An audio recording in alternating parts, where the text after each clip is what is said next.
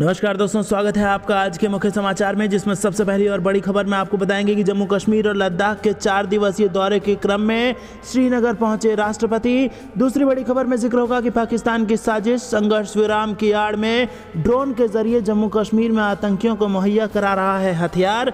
तीसरी बड़ी खबर में आपको बताएंगे कि कश्मीर में आतंकियों के खिलाफ सुरक्षा बलों की ताबड़तोड़ कार्रवाई, 8 दिन में 8 दहशतगर्द ढेर। और चौथी बड़ी खबर में जिक्र होगा कि पेट्रोल डीजल की कीमत पर लगा ब्रेक, लगातार इजाफे के बाद अब थोड़ी राहत की संभावना। और पांचवी बड़ी खबर में जिक्र होगा कि अमृत महोत्सव सरकार या फिर राजनीतिक दल का कार्यक्रम नहीं है, पीएम मोदी ने दिया बड़ा बयान। दोस्तों, हर एक खबर की गहराई में आपको ले जाएंगे, लेकिन उससे पहले अगर आपको भी देश की सेना और पीएम मोदी पर पूरा भरोसा है तो आप अभी इस वीडियो को लाइक कीजिए और कमेंट में लिखिए जय हिंद। दोस्तों, रुक करते हैं तमाम बड़ी खबरों की तरफ। जम्मू कश्मीर और लद्दाख के 4 दिवसीय दौरे के क्रम में श्रीनगर पहुंचे राष्ट्रपति। जी हां दोस्तों, राष्ट्रपति रामनाथ कोविंद जम्मू कश्मीर और लद्दाख के अपने 4 दिवसीय दौरे के क्रम में रविवार को यहां पहुंचे। अधिकारियों ने बताया कि कोविंद सुबह 11:15 पर यहां श्रीनगर हवाई अड्डे पर पहुंचे और जम्मू कश्मीर के उपराज्यपाल मनोज सिन्हा तथा पुलिस एवं केंद्र शासित प्रदेश प्रशासन के वरिष्ठ अधिकारियों ने उनका स्वागत किया। उन्होंने बताया कि 25 जुलाई से 28 जुलाई तक के इस दौरे में राष्ट्रपति सोमवार को कारगिल विजय दिवस की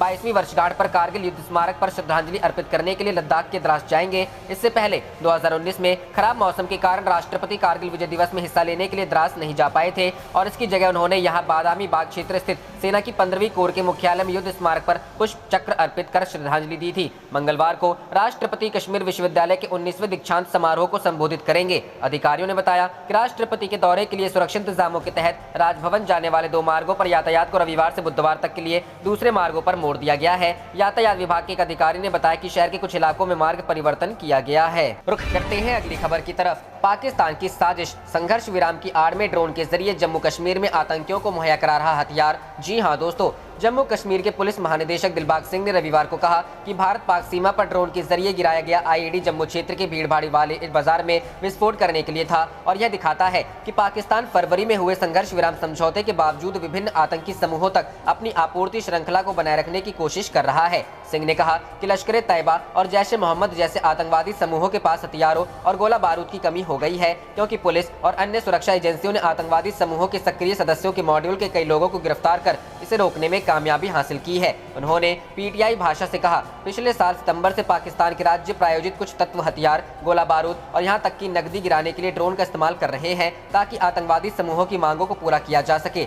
जम्मू कश्मीर पुलिस ने अंतर्राष्ट्रीय सीमा पर जम्मू क्षेत्र के कानाचक इलाके में पाकिस्तान से आए एक ड्रोन को 23 जुलाई को मार गिराया था। सिंह ने बताया कि ड्रोन में आईडी था जिसका वजन 5 किलोग्राम था, जो इस्तेमाल करने के लिए लगभग तैयार था। पुलिस महानिदेशक ने कहा कि खुफिया एजेंसियों ने संकेत दिया है कि जैश ए मोहम्मद आतंकी समूह इससे जम्मू में भीड़ भाड़ वाली जगह पर विस्फोट करना चाहता था ताकि ज्यादा से ज्यादा लोग हताहत हो सके। पुलिस प्रमुख ने कहा कि नियंत्रण रेखा और अंतर्राष्ट्रीय सीमा पर इस साल फरवरी में लागू हुए संघर्ष विराम समझौते के बावजूद पाकिस्तान के राज्य प्रायोजित कुछ तत्व हथियारों, गोला बारूद और नकदी की आपूर्ति श्रृंखला को बनाए रखने की कोशिश कर जम्मू कश्मीर में सक्रिय पाकिस्तानी आतंकवादी समूहों की मदद कर रहे हैं। रुख करते हैं अगली खबर की तरफ। कश्मीर में आतंकियों के खिलाफ सुरक्षा बलों की ताबड़तोड़ कार्रवाई, 8 दिन में 8 दहशतगर्द ढेर। जी हां दोस्तों, जम्मू और कश्मीर में इन दिनों सुरक्षा बलों ने आतंकियों के खिलाफ मोर्चा खोल रखा है। घाटी में आतंक का सफाया करने के लिए ताबड़तोड़ कार्रवाई की जा रही है। सुरक्षा बलों ने पिछले 8 दिनों में 8 आतंकियों को ढेर कर दिया, जबकि इस साल अब तक 86 से ज्यादा आतंकियों को मौत के घाट उतारा गया है। हालांकि कहा जा रहा है कि पहले की तुलना में ये संख्या काफी कम है। पिछले हफ्ते जम्मू कश्मीर के शोपियां जिले में सुरक्षा बलों और आतंकवादियों के बीच हुई मुठभेड़ में लश्कर तैयबा के टॉप कमांडर सहित 2 आतंकवादी मारे गए थे।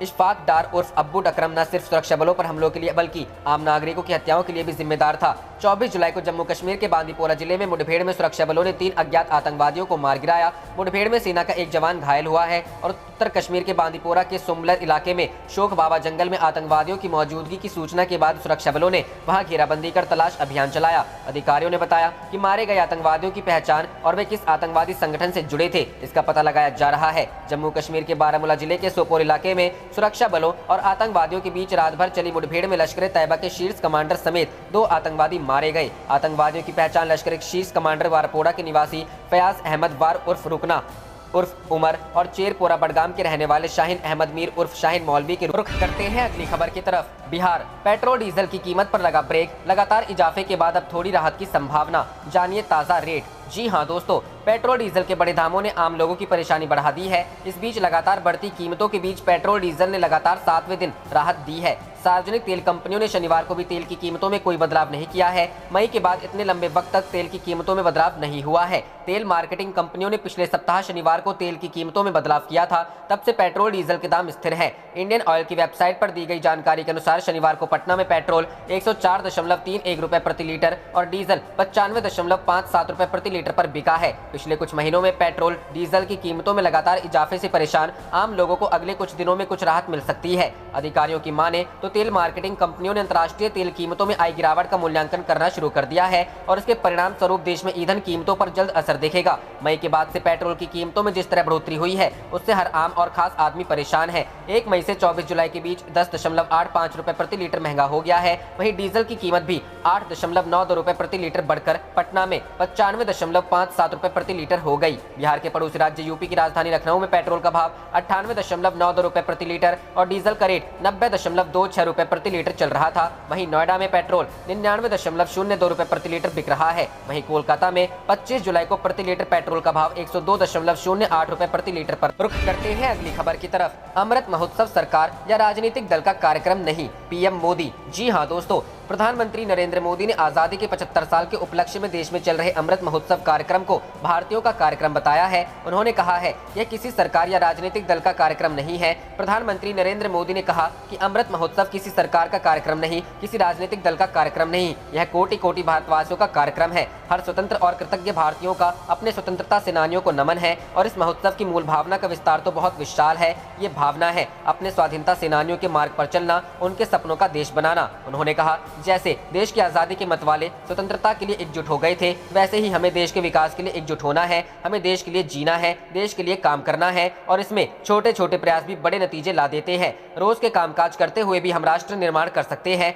जैसे वोकल फॉर लोकल। प्रधानमंत्री नरेंद्र मोदी ने मन की बात कार्यक्रम में कहा, इस बार 15 अगस्त को देश अपनी आजादी के 75वें साल में प्रवेश कर रहा है। ये हमारा बहुत बड़ा सौभाग्य है कि जिस आजादी के लिए देश ने सदियों का इंतजार किया, उसके 75 वर्ष होने के हम साक्षी बन रहे हैं। आपको याद होगा, आजादी के 75 साल मनाने के लिए 12 मार्च को बापू के साबरमती आश्रम से अमृत महोत्सव की शुरुआत हुई थी। इसी दिन बापू की दांडी यात्रा को भी पुनर्जीवित किया गया था। तब से जम्मू कश्मीर से लेकर पुडुचेरी तक, गुजरात से लेकर पूर्वोत्तर तक देश भर में अमृत महोत्सव से जुड़े कार्यक्रम चल रहे हैं। प्रधानमंत्री नरेंद्र मोदी ने कहा, कई ऐसी घटनाएं, ऐसी स्वाधीनता सेनानी जिनका योगदान तो बहुत बड़ा है लेकिन उतनी चर्चा नहीं हो पाई, आज लोग उनके बारे में भी जान पा रहे हैं। अब जैसे मोइरांग डे को ही जान लीजिए। मणिपुर का छोटा सा कस्बा मोइरांग कभी नेताजी सुभाष चंद्र बोस की इंडियन नेशनल आर्मी यानी INA का एक प्रमुख ठिकाना था। यहाँ आजादी के पहले ही INA के कर्नल शौकत मलिक ने झंडा फहराया था। अमृत महोत्सव के दौरान 14 अप्रैल को उसी मोइरांग में एक बार फिर तिरंगा फहराया गया। ऐसे कितने ही स्वाधीनता सेनानी और महापुरुष हैं जिन्हें अमृत महोत्सव में देश याद कर रहा है।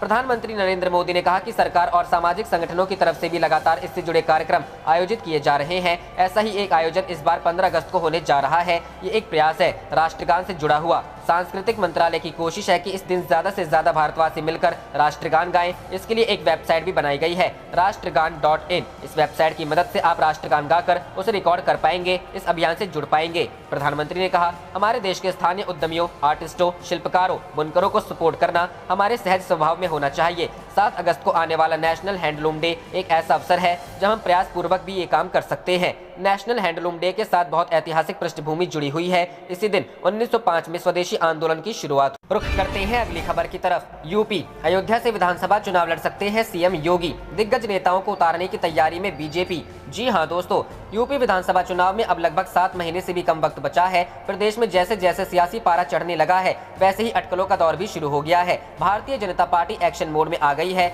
रणनीतियां बनाई जा रही है। पार्टी इस बार भी बड़ी जीत दर्ज करना चाहती है। इसके लिए विधानसभा चुनाव में दिग्गज नेताओं को मैदान में उतारने पर विचार किया जा रहा है। भारतीय जनता पार्टी ने 2022 में 403 में से 300 से अधिक सीटें जीतने का लक्ष्य रखा है। अब अटकलें लगाई जा रही है कि बीजेपी सीएम योगी आदित्यनाथ समेत कई दिग्गज नेताओं को चुनाव लड़ा सकती है। सबसे ज्यादा चर्चा में सीएम योगी, डिप्टी सीएम केशव प्रसाद मौर्य, दिनेश शर्मा और बीजेपी प्रदेश अध्यक्ष स्वतंत्र देव सिंह और महेंद्र सिंह के नाम हैं। बीजेपी जी जान से इस कोशिश में लगी हुई है। पार्टी आलाकमान और प्रदेश का शीर्ष नेतृत्व लगातार मंथन कर रहा है कि कैसे विधानसभा में फिर एक बार ऐतिहासिक जीत दोहराई जाए। बीएल संतोष और राधा मोहन सिंह के दौरों को देखकर लग भी रहा है कि बीजेपी हर हाल में अपनी चुनावी समीकरणों को पूरा करेगी। सीएम योगी आदित्यनाथ के साथ ही अन्य दिग्गज भी विधान परिषद सदस्य हैं। इनका कार्यकाल भी ज्यादा दिन नहीं है। सीएम योगी आदित्यनाथ के साथ ही दोनों डिप्टी सीएम और बीजेपी के प्रदेश अध्यक्ष का कार्यकाल भी सितंबर 2022 तक ही है। बीजेपी की कोशिश है कि अगर दिग्गज नेता विधानसभा चुनाव लड़ेंगे तो आसपास की विधानसभा सीटें सुरक्षित हो जाएंगी। रुख करते हैं अगली खबर की तरफ। पेगासस जासूसी मामला आधारहीन, नड्डा। जी हां दोस्तों, भारतीय जनता पार्टी राष्ट्रीय अध्यक्ष जगत प्रकाश नड्डा ने यहां रविवार को आरोप लगाया है कि विपक्ष कांग्रेस के पास और कोई मुद्दा नहीं है, इसलिए संसद में हंगामा कर रही है, जबकि पेगासस जासूसी मामला आधारहीन है। श्री नड्डा ने यहां संवाददाताओं को संबोधित करते हुए कहा कि कांग्रेस पार्टी को कहां जाना है इसका कोई अंदाजा नहीं है, कांग्रेस बिना पतवार की नाव है। रुख करते हैं अगली खबर की तरफ। सीडीएस बिपिन रावत ने क्यों कहा भारत को म्यांमार में चीनी घुसपैठ पर कड़ी निगरानी रखने की जरूरत। जी हां दोस्तों, प्रमुख रक्षा अध्यक्ष जनरल बिपिन रावत ने शनिवार को कहा कि भारत को म्यांमार में उभरती स्थिति पर बारीकी से नजर रखने की जरूरत है, जहां फरवरी में सैन्य तख्तापलट के बाद देश पर अंतर्राष्ट्रीय प्रतिबंध लगाए जाने के बाद चीन अपनी पकड़ मजबूत कर रहा है। उत्तर पूर्व भारत में अवसर और चुनौतियां विषय पर इंडियन मिलिट्री रिव्यू द्वारा नई दिल्ली में आयोजित एक वेबिनार में बोलते हुए जनरल रावत ने कहा, सड़क, रेल और ऊर्जा गलियारों के निर्माण के लिए चीन की BRI को म्यांमार पर प्रतिबंधों के साथ और अधिक गति से अपना काम करने का अवसर मिला है। देश के सबसे वरिष्ठ सैन्य अधिकारी ने कहा कि म्यांमार में सामान्य स्थिति की वापसी देश के साथ ही पूरी क्षेत्र, विशेष रूप से भारत के लिए अच्छा होगा, क्योंकि म्यांमार से हमारे ऐतिहासिक और सांस्कृतिक संबंध गहरे रूप से जुड़े हैं। उन्होंने कहा, भारत का पूर्वोत्तर क्षेत्र, जो कि सिलीगुड़ी कॉरिडोर या चिकन नेक द्वारा देश के बाकी हिस्सों से जुड़ा हुआ है, का अत्यधिक भू रणनीतिक महत्व है। विशेष रूप से चीन की पृष्ठभूमि में जो क्षेत्र में शरारती रूप से नजरें गड़ाए हुए हैं, रोहिंग्या शरणार्थियों की मौजूदगी क्षेत्र के लिए एक और चिंता का उभरता हुआ विषय है। उन्होंने कहा, इसका इस्तेमाल कट्टरपंथी इस्लामी समूहों द्वारा क्षेत्र में अशांति फैलाने और शांति व सुरक्षा को कमजोर करने के लिए किया जा सकता है। चीन के अलावा पूर्वोत्तर क्षेत्र में खुली सीमाओं की वजह से विद्रोही गतिविधि, अवैध प्रवास और नशीली दवाओं की तस्करी जैसी भारत के लिए कई अन्य सुरक्षा चिंताएं हैं। यह देखते हुए कि पूर्वोत्तर में आंतरिक सुरक्षा चुनौतियों के गंभीर अंतर्राष्ट्रीय आयाम है, जनरल रावत ने कहा, इन सुरक्षा चुनौतियों को ध्यान में रखते हुए अंतर्राष्ट्रीय राजनयिक सैन्य सहयोग के साथ मुस्तैद और सतर्क केंद्रीय और राज्य सुरक्षा बल काफी अहम होंगे। हाल ही के वर्षों में पूर्वोत्तर क्षेत्र में निरंतर उग्रवाद विरोधी अभियानों और पड़ोसी देशों जैसे बांग्लादेश, भूटान और म्यांमार में चरमपंथी संगठनों के लिए सुरक्षित पनाहगाहों के नुकसानों के कारण हिंसा के स्तर में बड़ी कमी आई है। उन्होंने कहा, हमें यह सुनिश्चित करने की आवश्यकता है कि इन सकारात्मक कदमों को शांति वार्ता के माध्यम से और आगे बढ़ाया जाए। सीडीएस ने कई क्षेत्रों में ठोस प्रयास के साथ ही अद्वितीय, सुंदर, संस्कृति और संसाधन संपन्न पूर्वोत्तर क्षेत्र के समग्र विकास पर जोर दिया। इसके अंतर्गत क्षेत्र में उत्कृष्टता के केंद्र की स्थापना भी शामिल है। उन्होंने कहा, पूर्वोत्तर में पूर्व और दक्षिण पूर्व एशिया के प्रवेश द्वार के रूप में भारी भू आर्थिक संभावना। रुख करते हैं अगली खबर की तरफ। अगस्त में भारत के हाथों में होगी UNSC की कमान, तैयारी में जुटा विदेश मंत्रालय,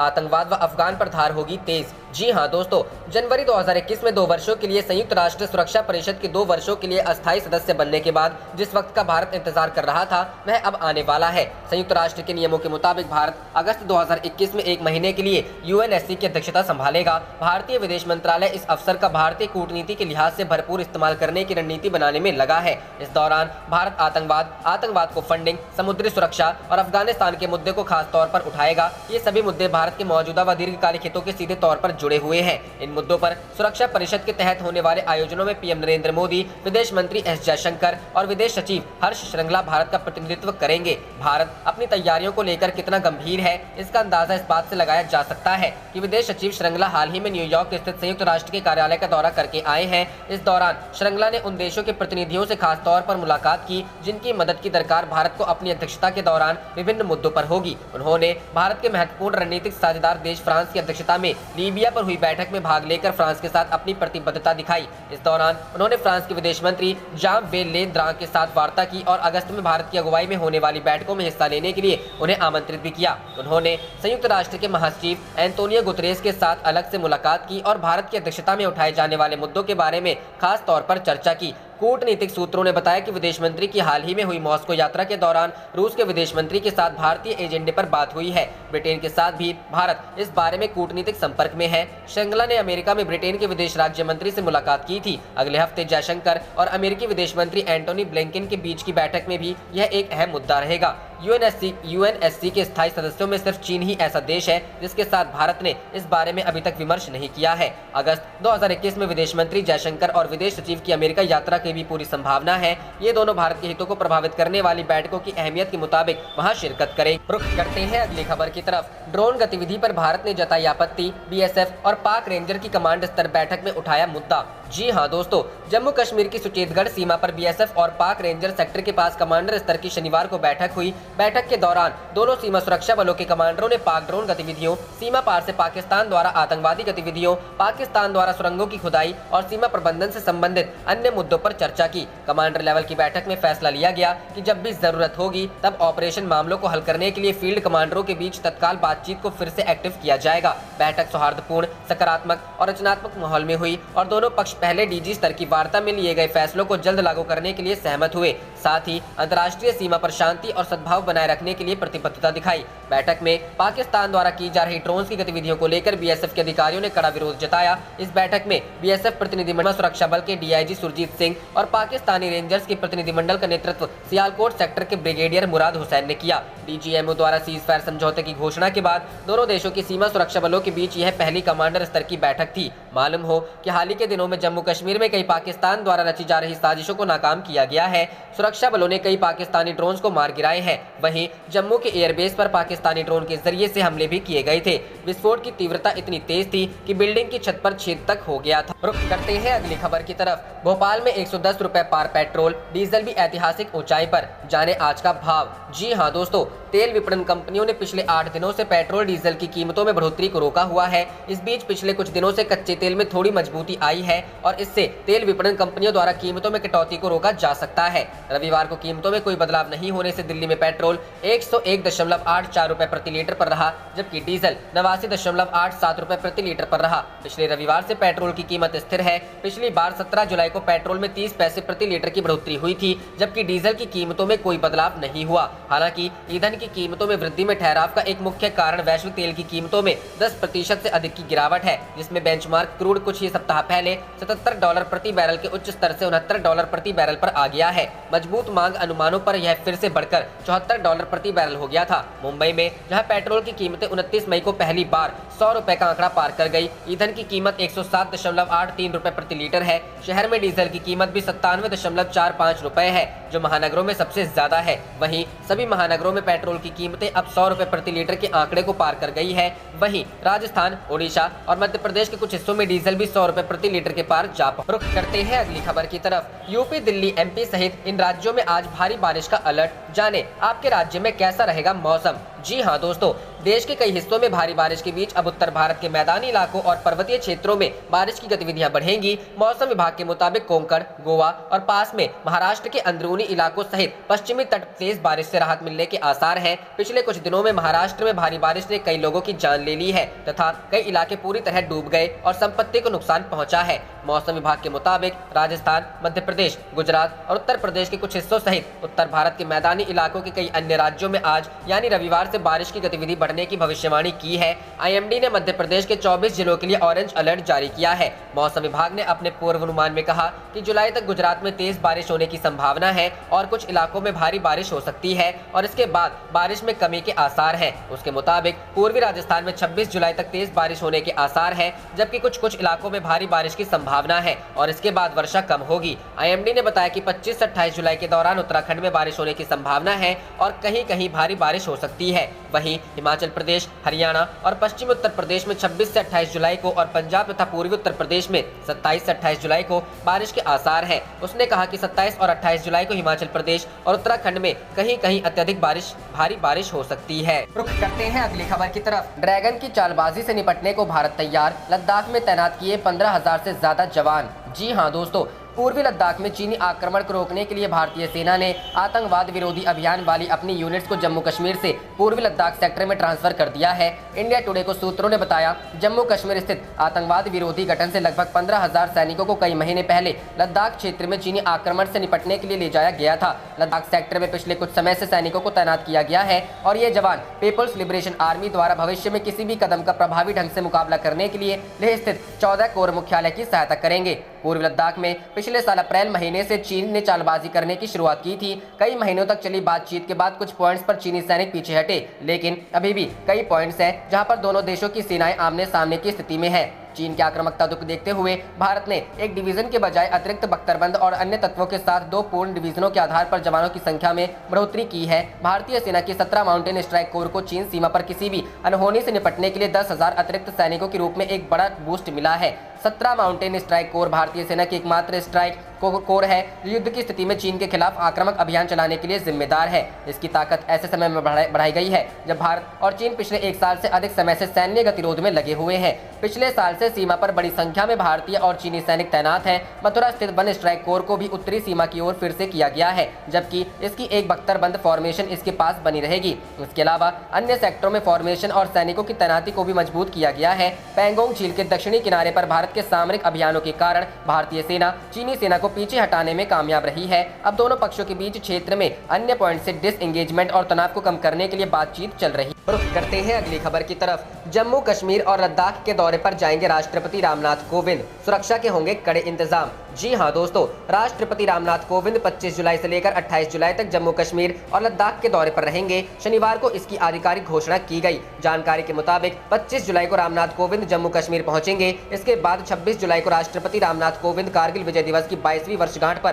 कारगिल युद्ध स्मारक पर शहीदों को श्रद्धांजलि अर्पित करेंगे। 27 जुलाई को वह श्रीनगर में कश्मीर विश्वविद्यालय के 19वें वार्षिक दीक्षांत समारोह में शामिल होंगे, जहां वो छात्रों को संबोधित करेंगे। आपको बता दें कि राष्ट्रपति रामनाथ कोविंद का जम्मू कश्मीर का दौरा सुरक्षा व्यवस्था के लिहाज से काफी अहम होगा। केंद्र शासित प्रदेश में सुरक्षा व्यवस्था को काफी मजबूत कर दिया गया है। एयरपोर्ट से लेकर उनके कार्यक्रम स्थलों तक सुरक्षा के पुख्ता इंतजाम किए गए हैं। सभी प्रमुख नाकों पर चेकिंग तेज कर दी गई है। इसके साथ ही कई इलाकों में उनके दौरे को देखते हुए कुछ समय के लिए यातायात भी प्रतिबंधित किया जाएगा। आपको बता दें कि रामनाथ कोविंद ने शनिवार को देश में बारिश के कारण कई लोगों की जान को लेकर चिंता जाहिर की। खासकर राष्ट्रपति ने महाराष्ट्र की स्थिति को लेकर चिंता प्रकट की। उन्होंने महाराष्ट्र के राज्यपाल भगत सिंह कोश्यारी से बात की और राज्य की स्थिति का जायजा लिया। इस दौरान राष्ट्रपति रामनाथ कोविंद ने बारिश और बाढ़ के कारण जान माल के नुकसान पर चिंता जताई। रुख करते हैं अगली खबर की तरफ। भारत चीन बॉर्डर पर बढ़ सकता है तनाव, ये है वजह। जी हां दोस्तों, चीनी राष्ट्रपति शी जिनपिंग ने तिब्बत के राजनीतिक रूप से संवेदनशील क्षेत्र माने जाने वाले नियंगची कस्बे का पहला दौरा किया।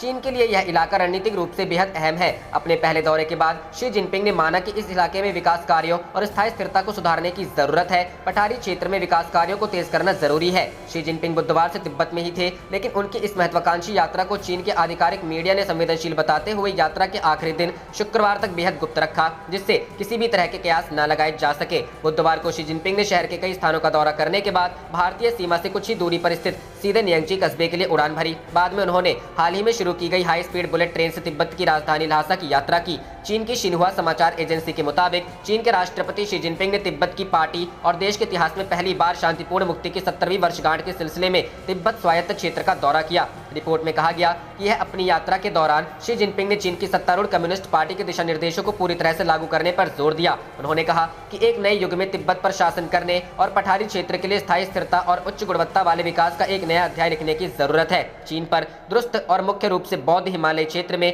सांस्कृतिक और धार्मिक स्वतंत्रता को दबाने का आरोप है। चीन ने एक बार फिर आरोपों को खारिज किया है। सरकारी प्रसारक सीसीटीवी द्वारा जारी फुटेज में 68 वर्षीय शी जिनपिंग को एथनिक पोशाक पहने भीड़ का अभिवादन करते और नियंगची के मेनलिंग हवाई अड्डे पर अपने विमान से उतरते समय चीनी झंडा लहराते हुए देखा गया। रुख करते हैं अगली खबर की तरफ। दुश्मन चीन पर नजर, बंगाल की खाड़ी में मित्र ब्रिटेन के साथ युद्धाभ्यास कर रहा भारत। जी हां दोस्तों, चीन के खिलाफ मित्र देशों के गठजोड़ के मकसद से इंग्लैंड का कैरियर स्ट्राइक ग्रुप इन दिनों बंगाल की खाड़ी में भारतीय नौसेना के साथ 3 दिवसीय युद्धाभ्यास कर रहा है। इस युद्धाभ्यास में इंग्लैंड के सबसे बड़े एयरक्राफ्ट कैरियर सहित कुल 10 युद्धपोत, 2 पनडुब्बी, 20 लड़ाकू विमान और करीब 4000 नौसैनिक हिस्सा ले रहे हैं। भारत और इंग्लैंड के इस युद्धाभ्यास को लेकर दिल्ली स्थित ब्रिटिश हाई कमीशन ने बिना चीन का नाम लिए कहा कि इस तरह की कोशिश हमारे मित्र देशों को ठोस सुरक्षा प्रदान करती है और वैश्विक सुरक्षा को कमजोर करने वालों को एक मजबूत अवरोध प्रदान करता है।